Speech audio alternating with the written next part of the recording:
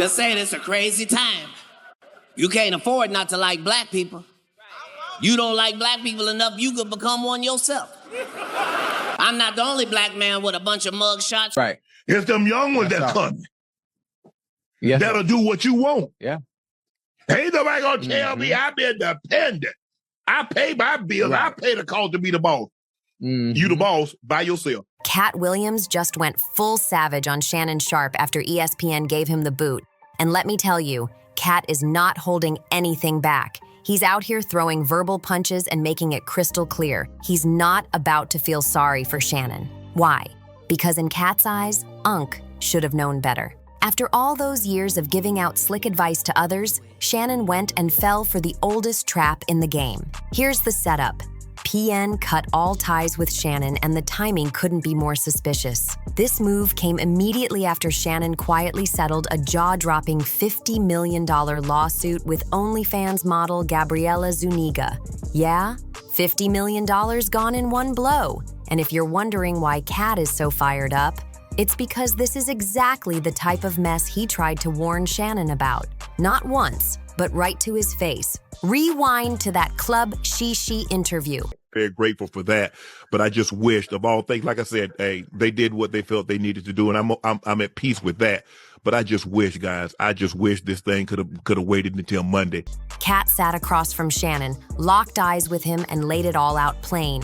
Getting involved with certain women, especially in the public eye, could trap him in ways that money and fame wouldn't be able to fix. He wasn't being vague either. Katt spelled it out like a roadmap to disaster. And it wasn't just Katt throwing up warning signs. Monique came in too, offering Shannon solid, grown-up dating advice. She basically told him, watch who you let close, or it's gonna cost you more than you're willing to pay. But Shannon, he brushed it off. All the wisdom, all the red flags, gone in one ear and out the other. And now, here we are. He's not just unemployed, he's humiliated. His reputation's taking hit after hit, and he's scrambling to figure out his next move. Instead of staying low-key and smart, he ended up handing over a massive settlement while the headlines tore him apart. And it doesn't end there. ESPN cut him loose without hesitation. And let's keep it real, any major network is going to think twice before hiring a man whose biggest headline right now is tied to a lawsuit payout. White women are as great as any other women. But I'm not gonna act like I'm not scared of them. I have a reason to be scared. You could be Kang the Conqueror, and they could take your rabbit ass down in 2 weekends. Katt Williams, he's practically standing on a podium yelling, I told you so, and according to sources close to him, there's zero pity coming from Katt's side. In their words, Unc had the world in his hands, and he blew it, making reckless moves. One insider just dropped a bombshell. Katt Williams didn't warn Shannon Sharpe about certain women for no reason. This wasn't some vague piece of old man advice he was tossing around. No, Katt had receipts. He already knew Shannon was spending time with this younger OnlyFans model way before the lawsuit ever made headlines. In fact, according to the insider, Katt saw the entire setup coming from a mile away. Didn't want to get with a white woman because I was scared she might have me running down the street like Jonathan Majors. Come on, Katt. Not because I didn't like white women. I think white women are as great as any other women. But I'm not gonna act like I'm not scared of them. I have a reason to be scared. You could be Kang the Conqueror, and they could take your rabbit ass down in 2 weekends. And that's the truth of the matter. So I stayed away from that. You see Jonathan Majors, what he went through, Marvel dropped him as soon as the conviction came out.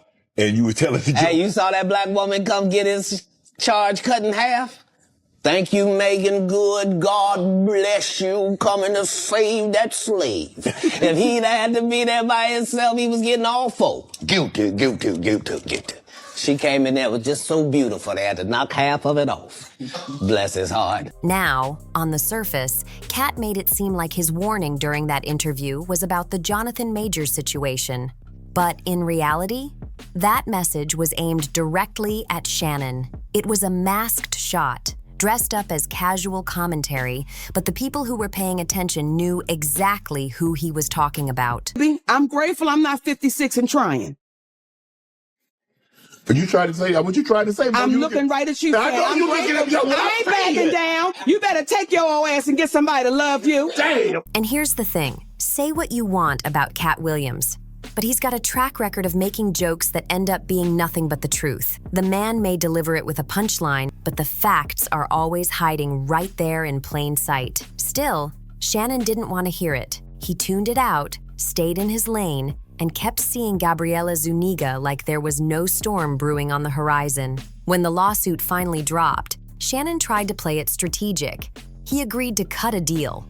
We're talking millions, thinking that by settling, he could save his career and quietly make the drama disappear. But ESPN wasn't moved. They didn't just distance themselves, they pulled the trigger and fired him anyway. And the twist? The very next day, Gabriela Zuniga, the same woman at the center of the lawsuit, announced she was retiring from OnlyFans. She took to Instagram and posted, "Today I have decided to retire from OnlyFans. Thank you for the incredible support you've shown me for the past few years." ESPN confirming to NBC it's cutting ties with its NFL commentator Shannon Sharpe.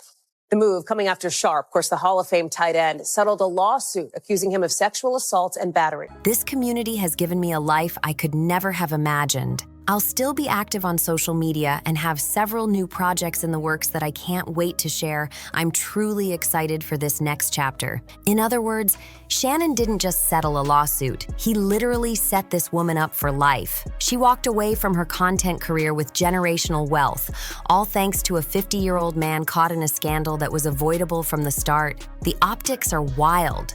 It's the kind of ending you'd expect from a messy movie plot, not real life. And yet, here we are. Nobody, and I mean nobody, is cutting Shannon Sharpe any slack right now. It's not just that he got played by Gabriela Zuniga. It's the sheer hypocrisy that's got people roasting him nonstop. This is the same man who once publicly bragged that he would never spend more than $30,000 on his own daughter's wedding. 30 grand max. That was his line in the sand. And yet, leaked texts from the lawsuit reveal something jaw-dropping. Shannon admitted the OnlyFans model was charging him $25,000 for each meetup, one night, one invoice, almost the same amount he budgeted for his daughter's entire wedding. Fans went wild on X after hearing that. One person posted, "It needed to happen to expose how much of a hypocrite Shannon is. He lost the little respect people had left for him." Imagine being willing to give an ex-worker millions, but capping your daughter's wedding at $30,000. Started, obviously, I'm sure everybody's heard the news by now that I will not be returning to ESPN. I found out this information a little earlier in the week. And really the only thing that I really ask is like, guys, could we wait until Monday? My brother's going into the Pro Football Hall of Fame. I really want it to be about him, and I want it to be about my family. I know this coming out will overshadow everything that he's worked his entire life for. And unfortunately, it didn't happen that way. And so, as I told him, as I profusely apologized to him earlier today, he said, "Bro, stop apologizing. You don't have to apologize. I'm your big bro. I'm going to love you regardless. We all make mistakes. And he says, "Bro, I love you. So I'm done with this. You're done with it too. Move on." And I really enjoyed my time at ESPN. It gave me an opportunity to bring my audience that saw me really just grow. They saw me, Lakers in 5, and they saw me say all these analogies that my grandparents gave me, and I was able to bring that to ESPN. So I'm very, very grateful for that. But I just wished, of all things, like I said, hey, they did what they felt they needed to do, and I'm at peace with that. But I just wish, guys, this thing could have waited until Monday, because I hate the fact that I'm overshadowing my brother, the first two brothers in the Pro Football Hall of Fame. And this is what the headline's going to be for the next couple of days. So, bro, again, I know you told me this, I don't have to apologize, but I'm going to do it one final time tonight, and I won't apologize again. I'm sorry that I upstaged you in this manner. That was never my intent. You've been my hero. You've been my role model from as long as I can remember. Another user didn't hold back either, writing, "Shannon Sharpe has done plenty wrong, but finding out he was cheap about his own daughter's wedding? That's what made me side-eye this man forever. You paid more for a young white girl who saw you as a lick? How dumb was that?" And as if that wasn't humiliating enough, the hits just kept coming. Only days after Shannon settled the lawsuit and cut Gabriella that multi-million-dollar check, ESPN came down with the hammer and officially cut all ties with him. No warning, no gentle exit. And here's the kicker. ESPN didn't even put out a statement. People magazine reportedly reached out to them for comment, but they flat out refused to discuss Shannon at all, like they were scrubbing him from the record. Shannon eventually broke his silence on July 30th during an episode of his Nightcap podcast.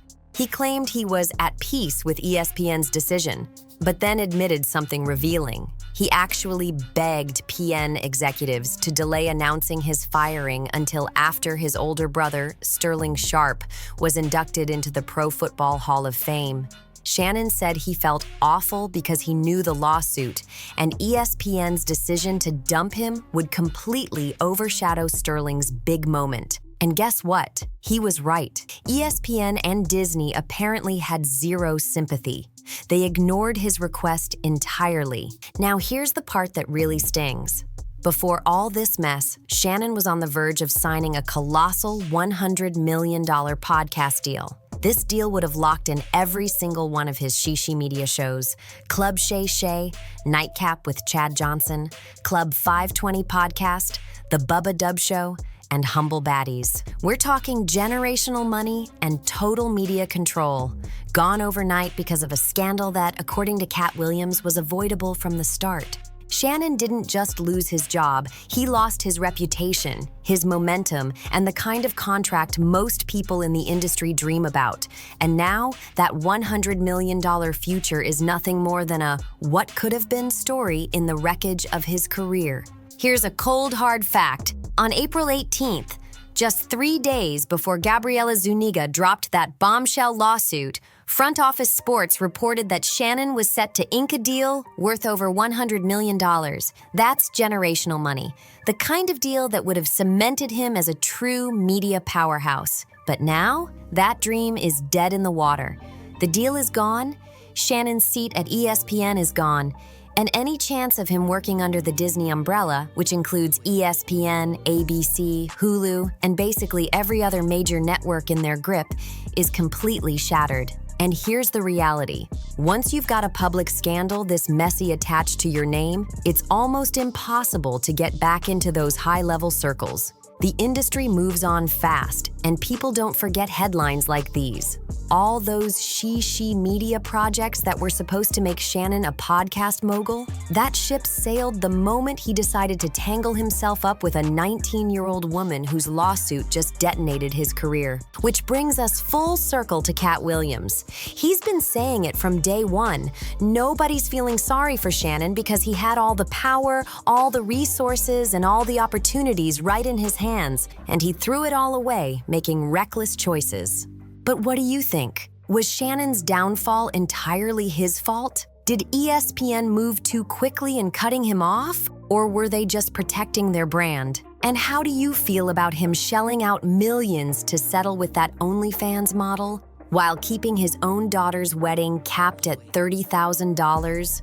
Drop your thoughts in the comments below. I want to hear every opinion. And if you enjoyed breaking down this wild story, make sure you hit that like button, share this with a friend who follows sports drama, and of course, subscribe so you don't miss the next deep dive. Thanks for watching, and I'll see you in the next one.